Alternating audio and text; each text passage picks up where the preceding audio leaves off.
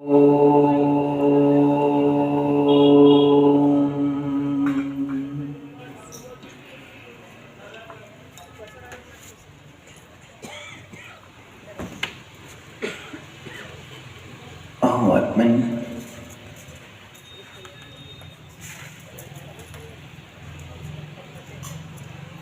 तो लोक में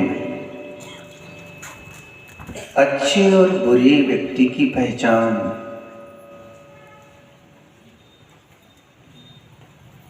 करने निकला है। अच्छे और बुरे व्यक्ति की खोज करना चाहता है, परंतु कभी तूने अपने निज की ओर दृष्टिपात किया?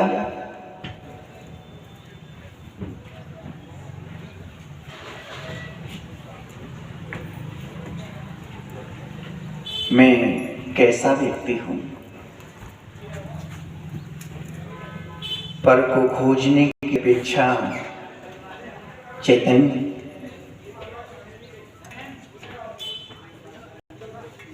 निज खोजें तो अच्छा रहेगा।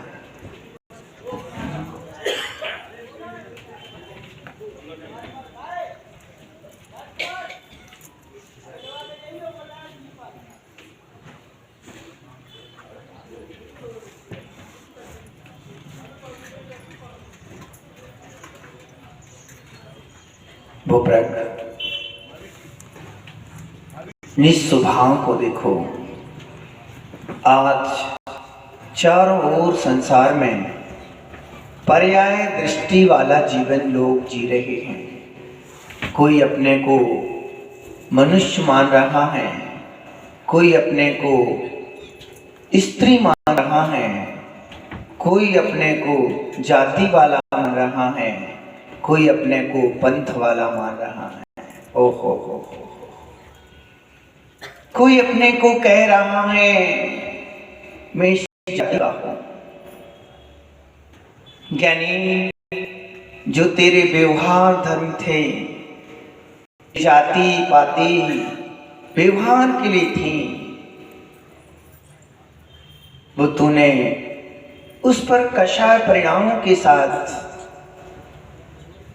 इतना आग्रह कर लिया है कि निज की ओर दृष्टि ही नहीं बनी। कोई लोग अपने को पंथ वाला मान रहे हैं। ओहो हो। यही तो सबसे बड़ी भूल में हम अभी तक जी रहे हैं। मैं तो सिर्फ जिनेंद्र भगवान के गुणों का उपासक हूं। अभी हमारी धारणा बदली ही नहीं। मैं तो मात्र जिनेंद्र भगवान का उपासक हूं, जिनेंद्र भगवान की वंदना करने वाला हूं, और मैं कुछ भी नहीं हूं। यानी जब तक खुद को पता ही नहीं मैं कौन हूं, तो कल्याण का पथ हमें मिले कैसे? लोग भूल रहे हैं। चारों ओर संसार में पर्याय बुद्धि रखने वाले लोग हैं, जिनसे मिलो तो पर्याय का ही परिचय देते हैं, पर्याय बुद्धि का ही उपदेश दे रहे हैं, पर्याय बुद्धि का ही मार्गदर्शन देते हैं। ओहो हो। कभी चैतन्य निज स्वभाव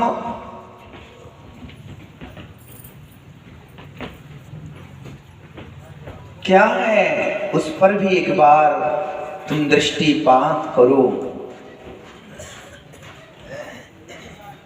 भूप्रग मैं चैतन्यमयी हूं। क्या करूं, किससे कहूं? इस संसार सागर में अपनी विथा अपने ही वजह से संसार में मैं परिवहन कर रहा हूं। आज तक हमने पहचान ही नहीं पाया मैं कौन हूं। आश्चर्य मुझे इस बात पर होता है कि जीव कहाँ तो भगवान बनने वाली स्थिति में आ चुका है, फिर भी पर्याय बुद्धि का इतना गहरा संस्कार इस पर पड़ा हुआ है। जीव यहाँ तक कि भी कहते हैं मुनिराज भी हों, बहुत साधक हैं, पहुंचे हुए हैं, ब्रह्मचर्य महाव्रतों की आदि साधना भी कर रहे हैं, बड़ी तपस्याएं भी कर रहे हैं, फिर भी वो ग्रीवक तक अटक जाते हैं। क्यों?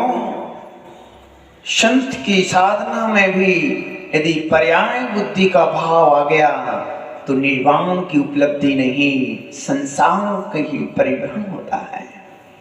चैतन्य हमारी भी यही सोच बनी रहे, मैं ये वाला हूं, मैं वो वाला हूं, तो हम आगे बढ़े कैसे? हमारे अभिप्राय में सोच ही हमारी गलत पड़ी हुई है।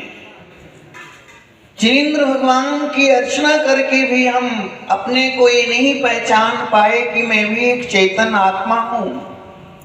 अभी भी हमारे वही कसाय, वही राग, वही तेरा मेरा, वही जातिवाद, वही पंथवाद, वही गंदी सोच अभी भी हमारे अंदर ही है। चैतन्य जिन वाणी सुनने हो तो पर्याय बुद्धि का आग्रह छोड़ना होगा।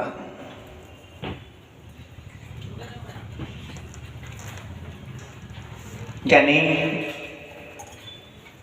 अहोप्रक बहुत दुर्लभ है जीवन। बताने वाले, मार्गदर्शन देने वाले लोग भी नहीं है। खुद भी भोगों में जीने वाले लोग, हो खुद राग रंग में लिप्त लोग, यानी इस सारा संसार मिथ्या अंधकार से भरा हुआ है, जिस बीच में जिन शासन रूपी जुगनू थोड़ी थोड़ी टिमटिमा रही है, ऐसे अंधकार में हम अपना पथ कैसे प्रशस्त करें, मोक्ष मार्ग कैसे प्रशस्त करें? बहुत पुरुषार्थ और पुण्याई के फल से हमें सच्चे गुरु जिनेंद्र भगवान मां जिनवाणी मिल पाया करती है। कई लोग तो यहीं तक आ भी गए, फिर भी अपने पुराने आग्रहों की वजह से, पुरानी पर्याय बुद्धि जो आकर्षाएं उनकी वजह से शुद्धात्म तत्व की आराधना का अवसर आया है, वो नहीं ले पाते हैं। चैतन्य एक ही मात हमारा होना चाहिए कि मात मैं शुद्ध चेतन आत्म तत्व हूं।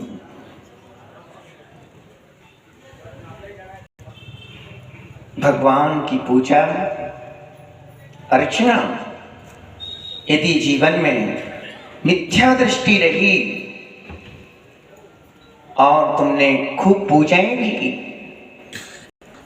खूब दान भी दिए, पर वो दान संसार के ही कारण बनेंगे। क्या करे हो? हाँ चेतन, अभिप्राय तुम्हारा मिथ्या है, तत्व का ज्ञान नहीं है, नीचे आत्मा की महिमा तुम्हें समझ में नहीं आई, तो वह पुण्यबंद करा के निदान का कारण बन के संसार सागर में ही परिणमन कराने वाले हैं। वो प्रक सम्यक रूपी रत्न जिनेंद्र भगवान के प्रति अकाट श्रद्धा, जिनेंद्र भगवान ने जो कहा है वो सच है। हम तो अपनी अपनी बात मनाने को चले हैं। मैं जिस ग्रुप में हूँ, जिस चीज को मानता हूँ वही है, ये हम धारणा बना चुके हैं। भोज्ञानी जो जिनेंद्र भगवान ने कहा है, जो आगम में आया है वही सच है, मिथ्या जीवों का सच नहीं।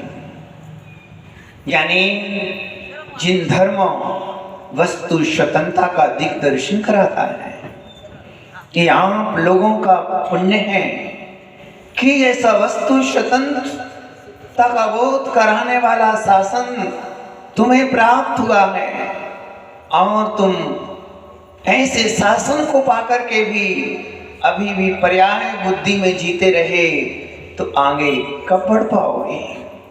परमात्म तत्व को उपलब्ध कुंज से क्षणों में हो पाओगे। ज्ञानियों,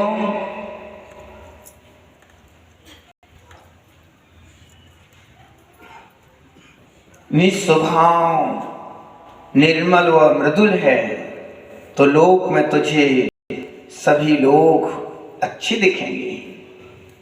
धन्य है मुनिराजों की नजर, धन्य है भगवान की नजर,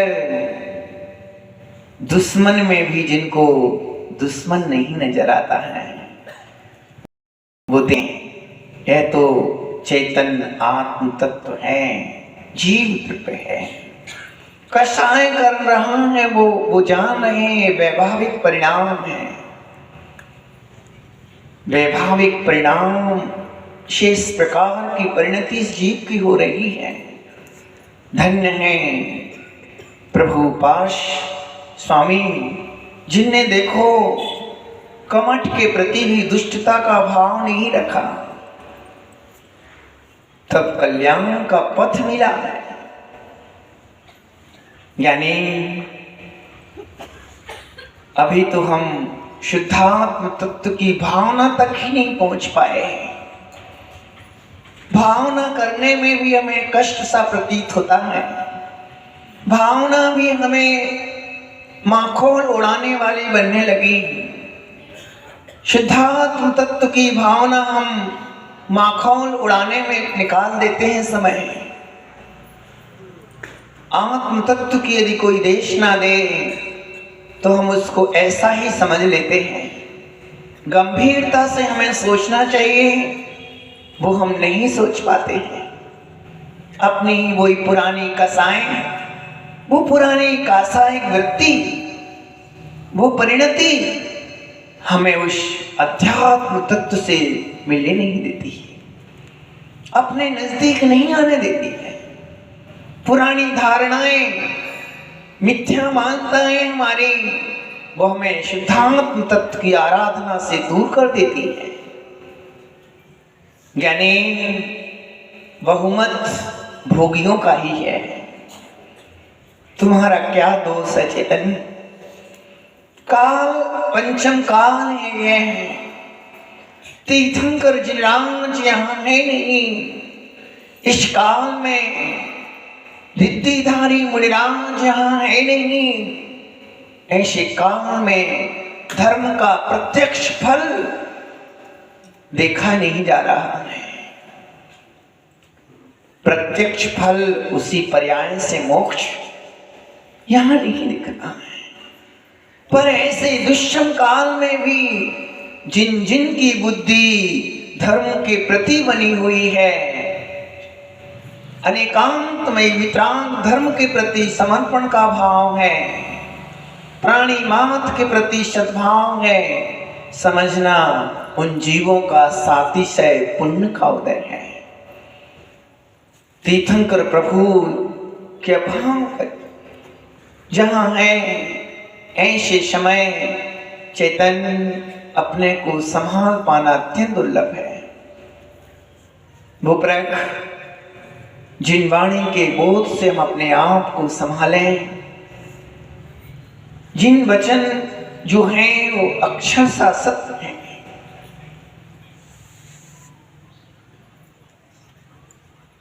चैतन्य अपने स्वार्थ के बात के खातिर, अपनी वासना के खातिर किसी दूसरे जीवों को कुपथ मत बतला देना। अपनी खुद की आसक्ति की वजह से किसी दूसरे जीवों को भी कुपथ पर मत ले जाना।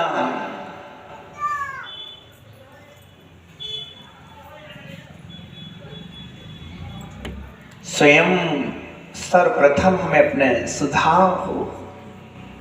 मैं निर्दोष कितना हूं, मैं निष्पाप हूं, भगवान महावीर स्वामी के अनुसार मेरा श्रावक का जीवन, मुनि का जीवन कितना बना हुआ है। अभक्ष भक्षण में कर रहा हूँ, अनछना पानी पीता हूँ, रात्रि में खाता हूँ, तो हम चिंदवाणी बोलने के हकदार भी नहीं हैं। यानी जो राग में जीवन जी रहा हो, संसारी जीव निज आत्मा की कहाँ महिमा बता पाएंगे। यानी अपने परिणामों को संभालो, यही आगम की आज्ञा है। भावों की कलुषता को देखो, ये जो भाव तेरे अहर्निश होते हैं, ये भाव यदि शुभ हैं तो अन्य किसी विशेष सामग्री की आवश्यकता नहीं है। भाव में यदि हमारे शुभता है, भाव में यदि हमारी पवित्रता है, तो हमें और कोई साधन की आवश्यकता नहीं। यदि साधना करते हुए भी अशुद्ध भाव है, तो कोरा जीवन क्या काम का। तो सिर्फ भेष है वो, तो चाहे वो श्रावक का हो चाहे मुनि का हो, भेष ही कोरा है। यानी भावों की निर्मलता के लिए संयम की साधना अनिवार्य है। साधना को स्वीकार करो। इस जीवन काल में चेतन, एक बार तो तुम महाव्रतों की साधना निरतिचार पूर्वक संपन्न कर लेना। शुद्धात्मा की भावना में जीवन अपना एक बार जरूर बना लेना, सुबह से शाम तक। यानी तुम परिवार के राग में सोचते रहते हो। लोग कहते हैं महाराज भगवान मेरा जीवन बहुत व्यस्त वाला जीवन है, मैंने बहुत काम कर लिया है, बेटे की शादी कर ली, कुटुंब बना लिया, एक कंपनी खोल ली। यानी ये तूने अभी कुछ भी नहीं किया है, ये तो नियोग है, कर्म का योग है। तो ये संयोग के में ऐसे जुट गए संयोग, ये संयोग तूने जान के नहीं बनाए। ये तो पूर्व में तुमने जैसे कर्म किए थे वैसे ही कुल में जन्म हो गया, धनराशि मिल गई, लोग मिल गए, तुम्हारे द्वारा परिवार भी बस गया। ओ हो, बेटी की भी शादी हो गई, सब व्यवस्थित भी हो गई तुम्हारी नजर में। चेतन, एक संसार का काम तूने अनंत बार किया है। जो करने जैसा काम था, निशुद्धात्मा की भावना, वो तूने की कब। आत्मा, तेरी आत्मा भी ज्ञानावरणादि कर्मों से बद्ध है। कितना बड़ा काम करना बाकी है। 9 कर्मों से बद्ध है, मानव वर्गणाओं से बद्ध है। भाषा वर्गणा, आहार आदि वर्गणाएं यानी आत्मा में लगी हुई हैं। इन कर्म वर्गणाओं को जब तुम पृथक कर दो, तब सोचना मैंने बहुत बड़ा काम कर लिया है। अभी तो कुछ भी नहीं किया। विचार करो, यानी अपने आप को तुम कह पाओ कि मैं निर्मल हूं। इतनी योग्यता अपने अंदर पैदा करनी है कि मैं अपने आप में विशुद्ध हूं। सम्यक दर्शन की सोच बनाओ, वस्तु तत्व का निर्णय करो। मैं चेतन द्रव्य हूं, पर भाव से मेरा भिन्न स्वभाव है। परमाणु मात्र भी पर द्रव्य मेरे निज रूप नहीं हो सकता। यानी बस अपने भावों को संभालते रहो। मोक्ष भी होगा तो भावों की विशुद्धि से होगा। भावों की विशुद्धि के लिए आप सबने जिनराज तीर्थंकर भगवंत की कल्पद्रुम महामंडल विधान रचा करके पूजा की। इन 8-10 दिवसों में आपने जिनेश्वर प्रभु की मंगलमयी अर्चना की। उस शुद्धात्म तत्व को पाने वाले प्रभुराज ओ हो, जिनका स्वरूप जो अपने जानन स्वभाव में लीन है, जो हमें अपनी स्वतंत्रता का दिग्दर्शन पल पल कराते रहते हैं। जब भी जिनेंद्र भगवान को देखो तो खोई हुई निधि का परिचय हो जाया करता है।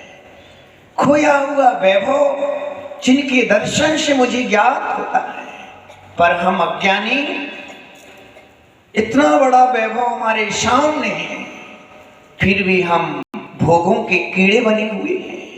ओहो हो, फिर भी हमारा आकर्षण पुद्गलों के प्रति है, जड़ द्रव्यों के प्रति है, नौ कर्मों के प्रति आकर्षण बना हुआ है, धन दौलत के प्रति आकर्षण बना हुआ है। ओहो हो, इस 2.5 दीप में, इस तीनों लोकों में 2.5 दीप में सबसे सुंदरता को प्राप्त यदि कोई है तो ज्ञानी जिनेंद्र भगवान का रूप है।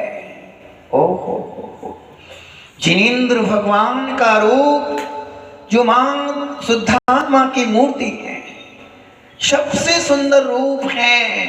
पर इस मोहासक्त जीव के मन में जिनेंद्र भगवान का आकर्षण नहीं आता है, कंचन कामनी की ओर ही दौड़ा जाता है। राग भरा चेहरा देखने में उसको अच्छा लगता है। भगवान के मंदिर में भी खड़ा हुआ है, भगवान नजर नहीं आ रहे, कामनी ही नजर आ रही। तुम कितने सुंदर हो। ओ हो, ज्ञानी धिक्कार है ऐसे मिथ्या भाव के लिए, जो हम मंदिर में भी आ गए तो भी हमें भगवान की वितरागता का आनंद हम नहीं ले पा रहे और कंचन कामनी नजर आ रही है। धिक्कार है मेरे गधे भाव को।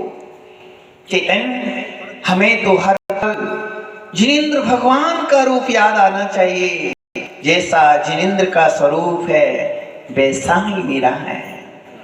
जो जान दिए हंतम दब्बत गुणत पच्चित। आज भगवान के अहो चैतन्य, जो अरहंत भगवान के द्रव्य और गुणों को जानता है, वो ये नहीं कह रहे हैं, किसी रागी को जानने की बात नहीं कर रहे हैं, भोगी को जानने की बात नहीं कर रहे हैं। जो अरहंत भगवान के द्रव्य गुण पर्यायों को जानता है कि अनंत भगवान का द्रव्य क्या है, पर्याय किस रूप में है और गुण क्या है।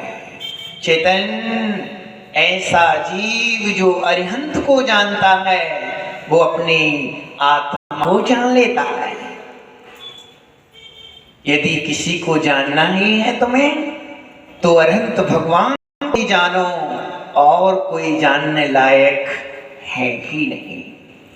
इन मोहियों से क्या बातें करना, इन मोहियों की ओर क्या नजर गड़ा करके देखना, इन भोगासक्त जीवों से क्या चर्चाएं करना, इनसे क्या सुनना।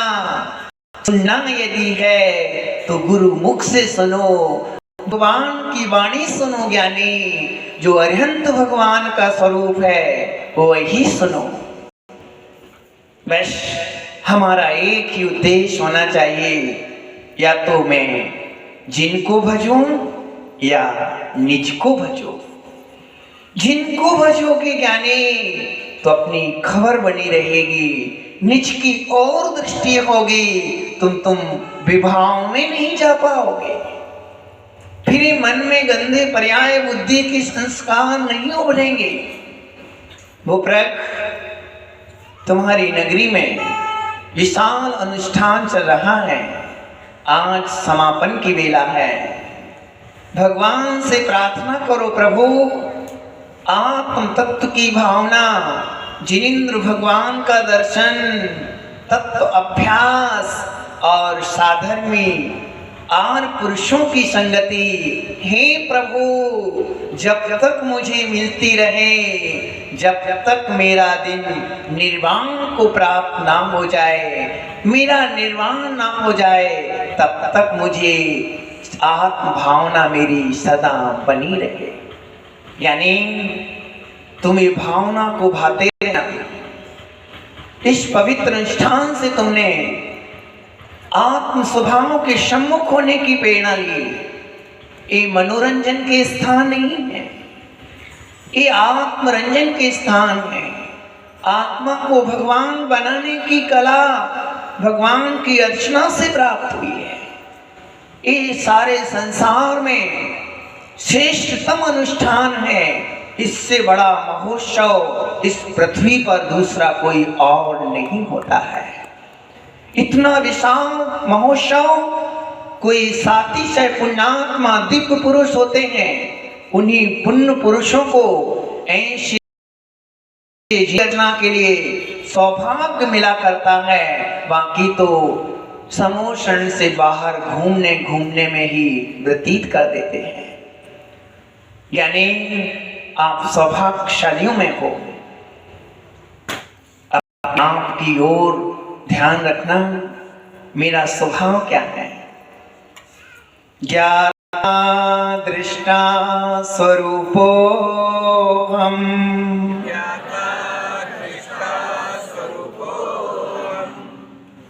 अपने आत्म स्वभाव को अनुभव करता हुआ जो जीव परभावों को छोड़ता है, परभावों को छोड़ने के लिए कटिबद्ध रहो। यानी जब तुम्हारे में इन निर्णय के भाव होने चाहिए, जब तुम्हारे मन में किन्हीं भोगों का आकर्षण आए तो इन निर्णय की कला तुम्हारे अंदर आना चाहिए। मेरे मन में जो राग आ रहा है ये निज नहीं है, चलो हटो इनसे, इनको हटाओ। आपके मन में किसी पर्व का आकर्षण आ रहा है, सुंदर सा मकान देखा, किसी का सुंदर देह देखी, ओहो कितना सुंदर है, तुरंत विचार करो ये मांस का पिंड है, इस सुबह नाम कर्म की चर्बी इस देह पर चढ़ी हुई है, ये आत्मा का स्वभाव नहीं।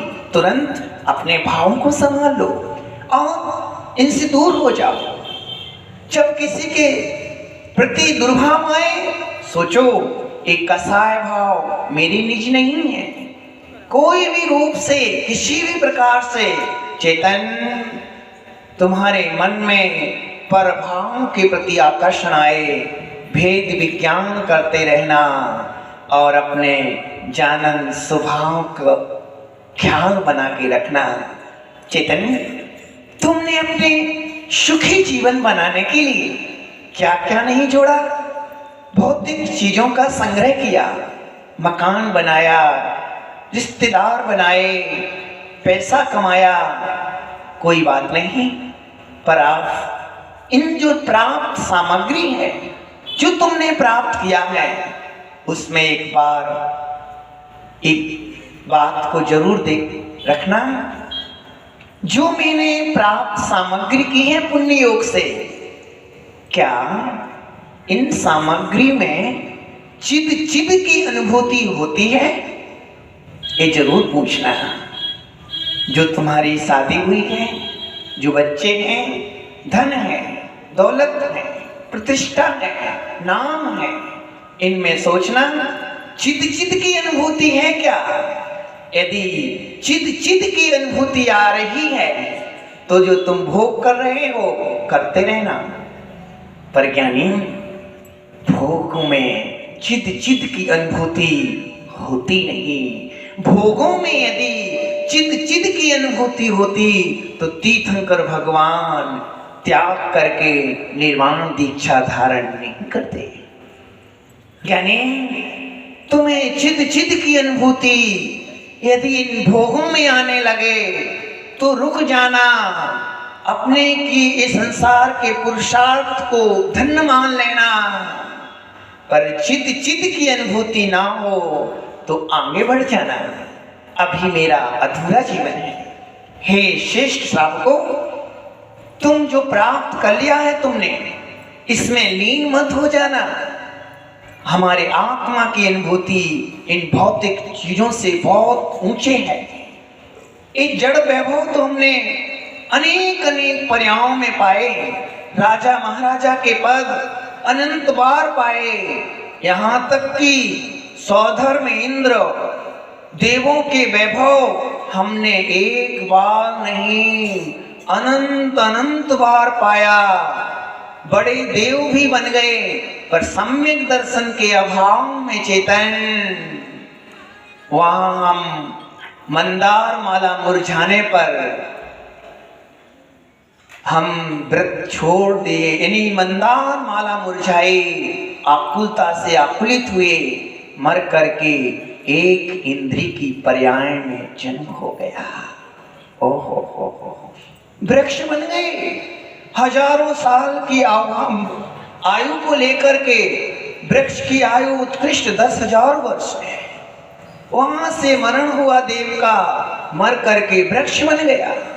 क्यों? आत्मज्ञान की संपत्ति तो खूब थी, पद भी थे, कितनी देवांगना का मालिक था ज्ञानी, पर निज आत्मा का भान नहीं था। चेतन, तुम अपने भेद विज्ञान को जरूर बना के रखो। कहीं भी रहो, नरक में भी यदि हम भेद विज्ञान के साथ हैं तो वहां भी कोई तकलीफ नहीं। निज आत्मा की समझ है, गरीबी भी है तो ये आकुलता नहीं, और निज आत्मा की समझ के बिना बाहर का वैभव खूब है तो वो दुर्गति ले जाने वाला है। चैतन्य शुद्धात्मा की ही भावना शरणभूत है। ओम। चलिए आज परम पूज्य मुनि श्री ब्रह्म सागर जी हृदय में किए जाए।